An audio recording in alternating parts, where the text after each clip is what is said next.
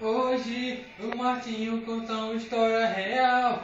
Infelizmente não teve um bom final. Desde a periferia até o asfalto, essa história é contada por todo favelado.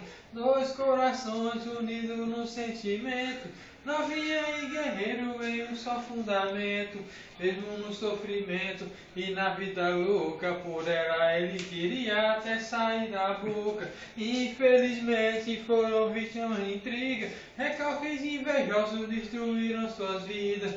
Felicidade ali envenenou o irmão, mexeu com a mente do guerreiro usando a conspiração. Assim dizia o perigoso elemento: meu mano, escuta só o que ela tá dizendo, que não te ama mais, até rolou traição. Já era o recalcado, envenenou a mente do irmão.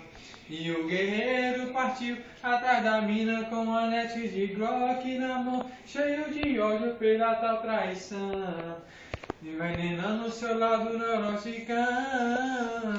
E quando a encontrou, logo do tirão no peito que a derrubou. Com muita dor chorando ela perguntou: qual é o motivo desses tiros, meu amor?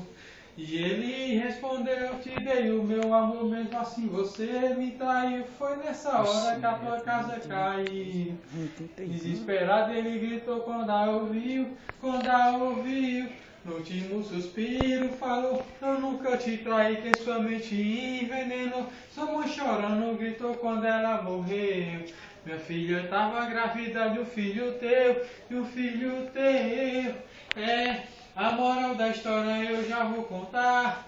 Não é em qualquer um que se deve acreditar. Ele acreditou, hoje chora demais. Seu grande amor não volta mais.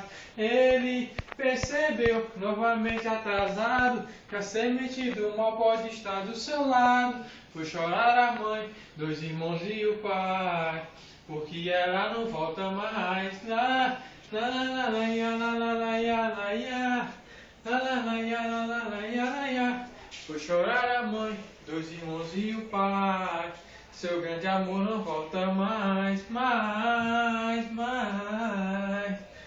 É isso aí, galera.